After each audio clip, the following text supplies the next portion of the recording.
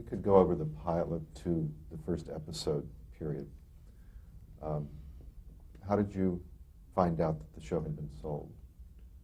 We did the pilot and took off for Europe. I borrowed some money from her for my passage. You didn't, did you? Yeah, that's the money I gave you back in the bank. Said, here, get your clothes on and get out. Months later, we headed for Europe on the De Grasse, a great old French ship.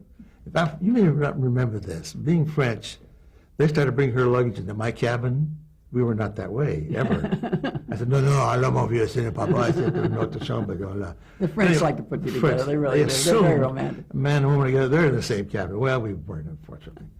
So to Europe, bought a car, because after the war, the French couldn't buy cars, the Americans could. You could sell it a month later and double the price. That's the only way they could buy a car. So we drove all the way down, got to Marseille or Nice. You say Nice, I say Marseille. What do you say? I say potatoes, you say I potato? think it was Nice. Nice. I forget. And we had a wire, I guess, from our agent. Cable. And he said they sold the show. Was it $400 a piece or something? Was quoted? Anyway, we were going to 200 get or something. Marvelous. And we remember debating whether we should want to come back for it, because we're having such a great time. But we did. We were both broke, and we thought we better go back and maybe take the job. And we knew it was good. The pilot had been filmed in March. Yeah. This was when? May. We were over there about 5 weeks, I think, or 6. So we came back and they said, here we go, gang. We need 8 shows by August. We said, fine. What are the sets? They said, we have no idea. Well, You're the writers, you write the sets. The living room. The sets in the original pilot, which we did in Studio A at CBS, which was rather small. It was a big place, but it didn't have a lot of stage room. And it was very flimsy. Like a bathroom or something? Because we had a shaving routine, remember? She was doing that. Oh, yeah. And the nightclub set. Yeah. It was, and the walls were very flimsy, and it looked like one of those live TV sets, is what it was. And so, of course, it was more substantial than that. We knew we had a living room and a kitchen. Go do 8 scripts, please. And I think Mark Daniels suggested that they fix it so that there was the louvered windows between the kitchen and the living room so he could get a camera in there sometimes. Yeah. And shut it off if we didn't need it. And so we just started writing.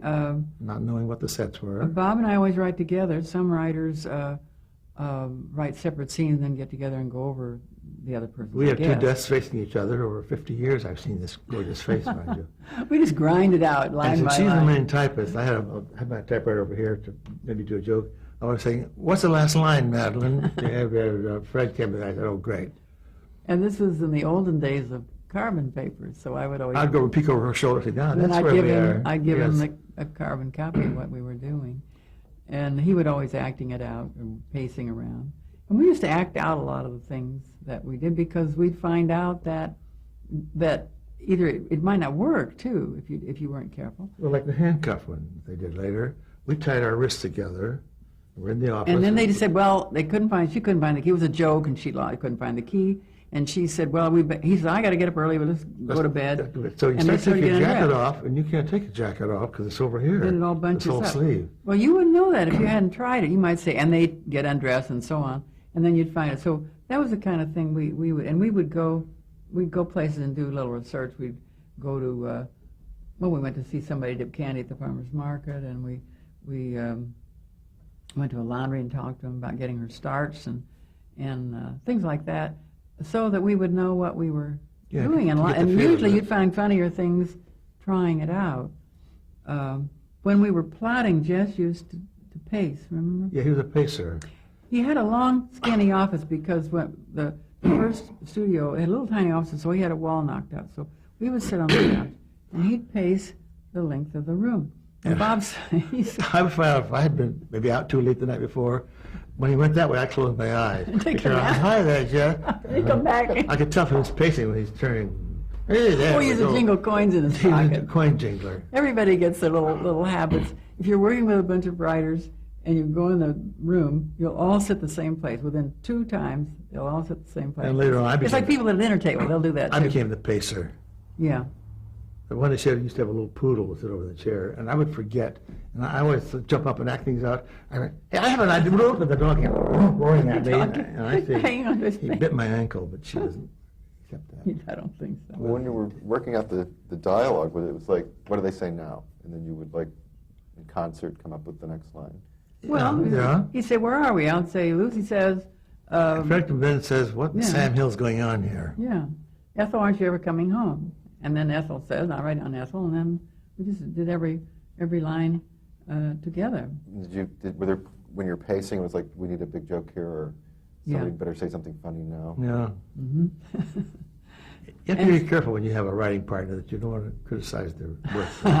The only farthest she would ever go, if maybe we'd done a scene over the weekend just to get started, and she would hand it to me and she'd say, I rather like that end of that scene. Like, Bob, don't touch it, please.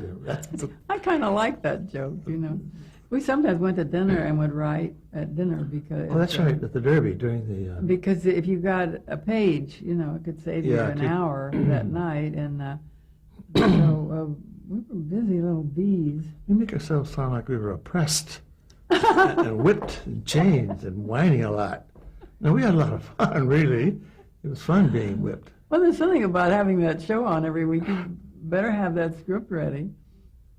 Because we used to say, they say, how could you do a script every week? I said, Monday morning, Miss Ball's going to put her hands down, and there better be something on that table. When she comes up, there's something to read. That's why we did it. That's why we worked all night, Saturday and Sunday. Well, she wasn't too careful about how she reacted to something she didn't like, right? She would, if she didn't think it was funny, she would just say it. Subtle she wasn't. Quite often she would say, I don't know about that scene on middle of page 15. Dessa would say, Honey, Marla and Robert, this is how he pronounced their names, Marla and Robert know what they're doing, just wait a while. They'll say, try it. But try it. Try so it. Wednesday she'd say, hooray. He said, if you don't like it, they'll get something else. That's another thing he did. Because it's just reading it, she wasn't too sure. Yeah, she didn't never. And I think there's always some hesitancy, It's called, will I look foolish? Will I look dumb? I don't think I like that. She never said that, but it's, and we always felt she had the right not to like it. She had The performers have to do it. If they want to don't. change, we'll do it within reason. Because I'm not out there doing it. And if they don't feel good about it, well, it's not you out there with nobody laughing. Yeah. So, but he would say, now, they tried it. 'Cause we'd say in the script, we tried Yes, this. Yeah. And she'd roll her eyes, And I remember, I think it was in the Lucy show when Vivian and Lucy were in the shower over their heads. I don't think I would have done that. And they were good sports. They would do anything. And Vivian would do it too. They're treading water in a huge tank. They really were. What about the milking the cow? She had a problem with that. Well, she it was a kind Have you of... ever been near a cow? They're pretty They're not dirty. too attractive. They're not too, no. Or at least this one was. It was sort of bony. And we had said, and they stay all night in this barn because I forget why they couldn't get a hotel room in Italy. And so there's a cow. And then we had her milk the cow later. And we walked down But she there. did beautifully, by the way. And she looked at me and said, you wrote it, you milk it. And then, of course, you would think she'd been milking cows all her life. Doing rhythm. Don't bump, with the... And, I saw an interview with her the other, was it maybe Merv Griffin? Something. And she took and squirted the milk, and she said, and it didn't show on film, and she was still mad about it because it was such a funny thing to do. What about when you found out Lucy was going to have a baby? Did you think that everything was going Mon to Dieu, come I to a don't halt? know. Qu'est-ce que oh. Well, I think by the time we heard about it, they didn't make a big announcement. I think they'd worked it out. Now, we're always running down the hall being oppressed and being put on I our think they whips. went in and said to Jess, well, we got something to tell you, and... Some news. To go back, she was pregnant when we did the pilot, and was wearing a lot of big robes and things, so she was pretty big. And that, of course, was with Lucy Arnaz. And so they were thrilled, but they didn't know what to do because there's no way you can go through a whole The season. initial reaction was, we're off, it's all We're through. over, it's finished. In those days, you couldn't even say pregnant on television, which sounds silly. And they're in twin beds, of course. Yeah, so it was a big deal. And Seems like heavy with and child. I think it was Jess who said, well, we'll do it on the air, provided that CBS and the sponsor said okay, and they talked him into it. So, and of course, it turned out it was marvelous for us because we got all these. They brought in various religious leaders to. Yeah, they had present people to read the them. scripts, and we, you know, we could do the show. She's pregnant, and all those funny things, and the you know, eating the what was it, pickles and ice cream or something. And then went trying to tell Ricky that they're going to have a baby, and she can't get his attention, and so we, and then Vivian and Bill, I mean Ethel and Fred Ethel and were Fred. worried they wouldn't have any part of it, and they were going to be the godparents, and so. Was the sponsor speaking up at this time, or did they just trust you to handle it? Or were they responsible for bringing in the clergyman? I don't know who. Oh, that's all did. going on behind our backs. But they did honestly. have a rabbi and a priest and a minister, I understand, read the scripts. That was probably one of the selling things to the sponsor. Yeah. And they did. And, you know, we're not writers who get suggestive. I mean, that you couldn't do it in those days anyway. And they never changed a word that I remember. We had to say she's in a family way, but outside of that. It's odd that neither of you were married at the time that you were writing No. about a married and a baby. Was that challenging? Well, we all got married and had babies later, so it was a good idea. Well, I don't think we thought about it. You know, it was we'd heard our friends talk about it and all the funny things that happen. You know, the women who get at the end they can't get up out of the chair and all these stuff that we didn't. Well, Jess had a child, so he had Yeah, he more knew, knowledge too. than we did. And we had people tell us that if they were pregnant at that time, they just screamed, you know, because there was so much that was familiar to them that they loved it. Was there any, you know, she had had a miscarriage prior to having Lucier. Yes. Was there any concern about getting too physical with any of the stuff you were doing, or do you remember any restrictions relating to that? I don't think we were worried about that. I have a hunch we didn't. we probably didn't do wild things hanging out the window or doing a trampoline. I think we were a little aware of it, but no one said be careful. Although I think she was doing the stage act when she lost that baby. She was pregnant then and went ahead and did it, and so they were worried. And the show was arranged so that she could have time off before the baby, and then of course they worked it out so the baby would be born on the same night that her baby was born. Lucy Ricardo. So. That episode where she tells Desi she's pregnant, did it bother? Did the way it ended up, the ending of that show is very sentimental. Was that? Did you feel like that was too sentimental for? I mean, it was such a real moment to be broadcasting. I thought it was a great moment. Yeah. Oh, it was. It was lovely. Everybody in the audience had tears in their eyes because they really were having the baby. Everybody knew they wanted a baby, and so it was. We thought we liked it. There was a change in directors at the end of the first season.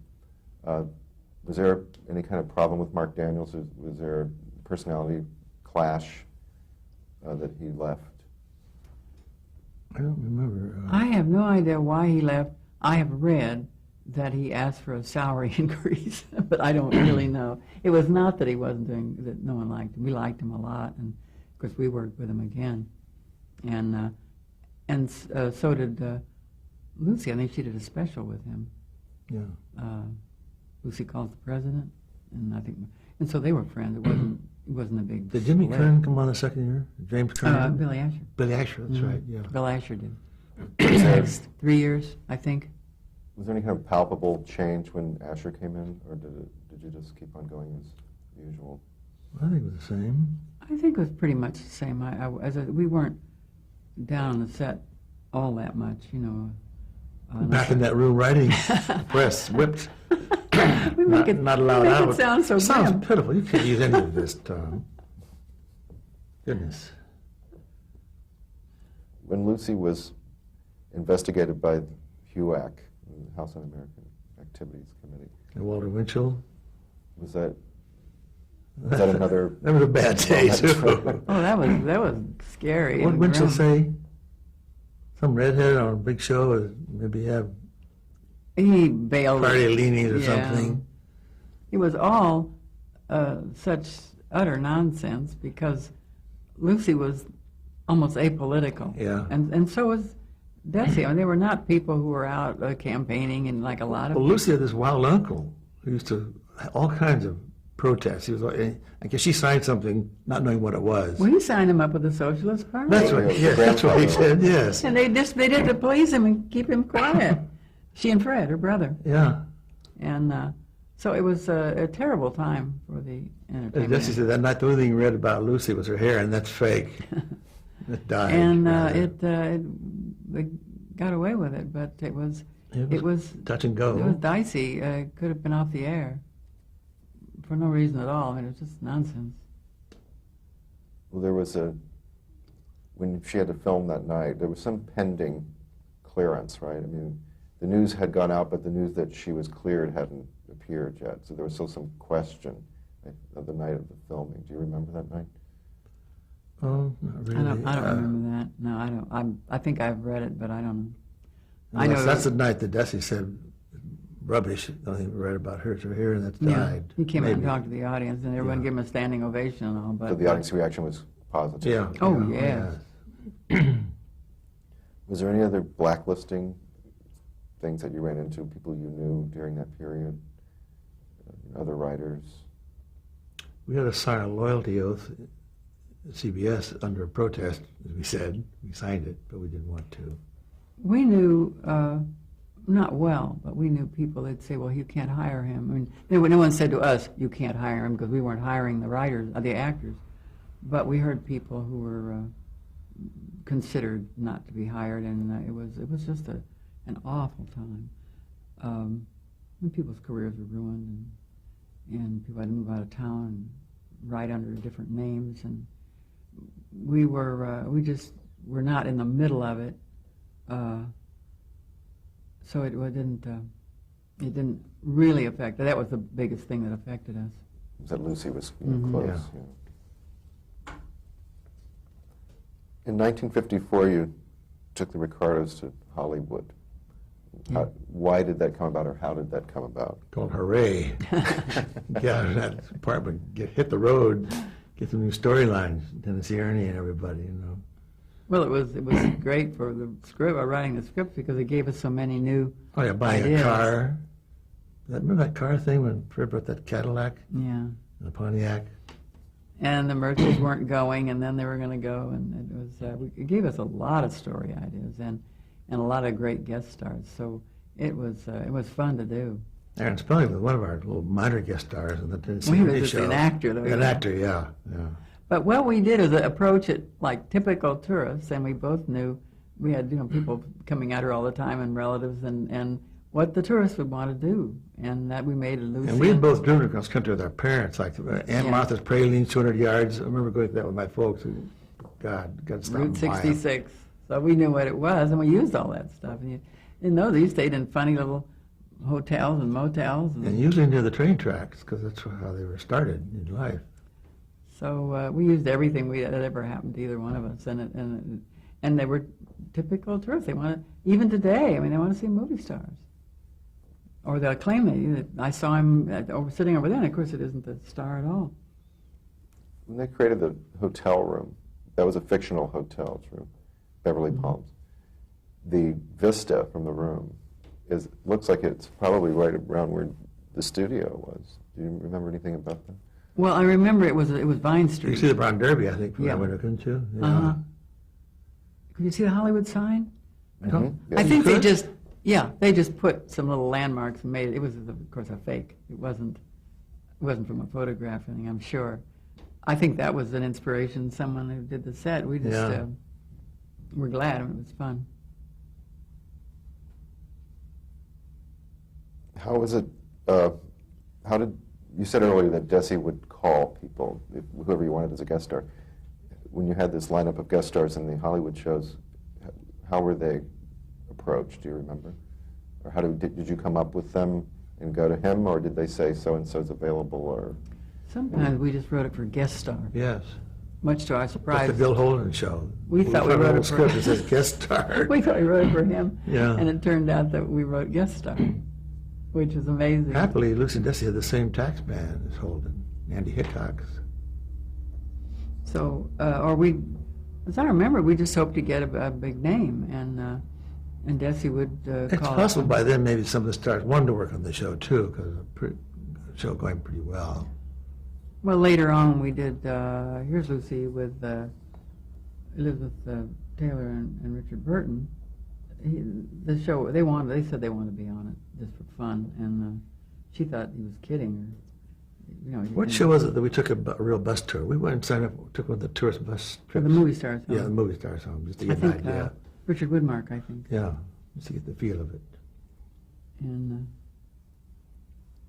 At what point was it clear to you that the show was a huge hit? Well, the first review wasn't too good. no, the reviews were not great. What did it say in Time magazine? Oh, that was the one. I misread it. I hope I still have it somewhere. It said, I thought it said a triumph of bounce over bubbling material. I thought, well, that's not bad. And I read it again and it said a triumph of bounce over bumbling material. And they didn't, you know, now everybody says, oh, I knew it was a hit. But, It probably took off a few weeks later.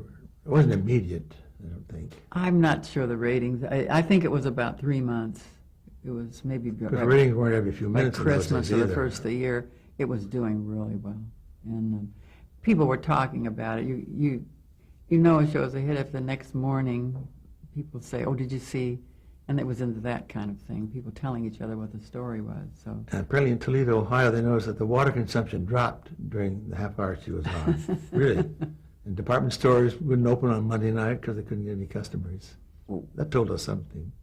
How did that make you feel? Were you just thrilled to death, or was there something that, I mean... Pleased as punch, whatever that means. we were thrilled to death. Yeah. Well, to write a show that was very successful, and to have people who were that great doing it, and then to have fun doing it. I mean, how could you ask any more? And of course, once a show is a big hit, then the sponsor or now the network, they leave you alone too. Yeah. So they aren't always fixing it for you. So that was nice. Do you remember Lucy or Desi's reaction to this at all? Or they expressed their... Oh, I'm sure they were Believe thrilled. Yeah, They, maybe more thrilled than we were. Even. Maybe. Yeah, they were the stars. It must have been hard for people to talk about I Love Lucy around you without... And I'm sure there were just strangers who would talk about it, not realizing you were connected with it. Because you were invisible. I was at in a way. Pars last week, a restaurant out in the valley, and some waitress came by. I am the queen of the gypsies, queen, queen, queen, gypsies. I said, by the way, my wife said, you want to know something about that song? Guess who wrote that? She had no idea. That's kind of gratifying. Very gratifying, not kind of. Extremely. So with most of the guest stars, was it the guest star family? Obviously there were some people, like Rock Hudson, I don't think needed to be Rock Hudson particularly. There were other people who seemed like it was kind of more tailored to who they were. I don't recall whether we tailored that for him. Trying to think of any that we really had to tailor We for had them. Harpo Marx, obviously. Well, yes, that's a good one. Harpo Marx, we obviously wrote for him. And I think Orson Welles, who was developing some shows for Desi, I think we wrote for him because of the Magic Act and all, so we had to have known. He had a Hopper, played Hedda Hopper. Yeah. So sometimes it worked both ways. Whoever you got. Was Van Johnson originally to be Van Johnson? Do you recall? Did we do a show with him? Was he originally supposed to be the star you used? I think so, would you? I guess I don't remember. We needed a dancer for the last couple of numbers. Yeah. Was it Desi that, those Whiting Girls was a Desi Lou production? Mm-hmm. Yeah. Was it Desi that approached you about working on that? The publicity guy came to us with it. Oh, Waxman. Bob Waxman, yeah. 'Cause Why? he represented Margaret Whiting. Oh, maybe He that's was how on the it Lucy started. show. And his firm was handling the publicity for I Love Lucy in the beginning. So I don't remember. We liked them a lot. It was a cute show. They did 2 seasons of that. I think it came back like there was a year in between or something. Really? Yeah, you didn't do the second season? I don't think Or so. year or whatever, 13? I don't know. I saw not too long ago some date when it was filmed, and I thought that doesn't sound right. So maybe that was the return of it. I don't remember that. That was one of Martin Leeds' big projects. I mean, he was very fond of that. In 1955, BobShiller and Bob Wisecup joined the writing staff. Right. What was your impression of them? We were probably welcome to new We were writers real and new pleased. blood. Yeah. Yeah, how Okay, overworked we were back in that little office. Well, we were pleased to have Craft extra writers, and Yeah. we had real good credits, and they're very nice guys, so we got along fine. Did it become a team situation where you two stayed in your world and they had their own office? And, Oh, yes. and then you would... We would all plot. They would do a first draft. We would do a second draft, and Jess Oppenheimer would do polish. And then after Jess Oppenheimer left the show, we would all plot together, and then they would write, and then we would do a polish. So we reversed the roles. Did you feel territorial? Like, we created this stuff. You may have. Probably. Yeah. We were called Three Bobs and a Babe at one point. Madelyn didn't care for that. Well, that brings us to a good question. Madelyn, there you were surrounded by 4 men, 5 men. Right? Hey, what was that like? Why don't you tell us now, please? What was it like? Yeah, I mean, did you feel, were you aware of, well, obviously you were aware of being a woman, but were you aware of how significant being a woman was in those days, doing what you were doing? I don't remember being really aware of it. I think it was because I had a man partner, so that I was accepted. She was turned down from one show, Sweeney and March, wasn't it? March. Well, I don't know what show it was. I think it was those two guys, Well, Bob Sweeney and Hal March. It was before we teamed together, Yes, I think, and it because was they radio. Yeah, and they wouldn't and take I her. said, I told them would like to try out for the show, and they said, well, you wouldn't fit in, you're a girl. And I really felt bad about it, but that was kind of the attitude. Yeah. But I didn't find a lot of discrimination, but now people today say, well, you were one of the first, and I think about, they said it was good to have me around because I had the woman's point of view, because Lucy they couldn't very well say they didn't want a woman on the show because the woman was a star. So, but every once in a while I'd run into somebody who was a little strange about it. And then when we were producing and doing Alice, I did run into quite a bit because I tend to talk a lot. And, That's right. what was one actor asked somebody, he said, Was that Broad? who's the broad who's doing all the talking at the end of the table? An actor we didn't use for quite a while, if ever. Again. So you run into that. As a producer, you run into that. I think more than a writer, really. And there are a lot of women producers today, and I think they had to kind of fight through it. Is that it?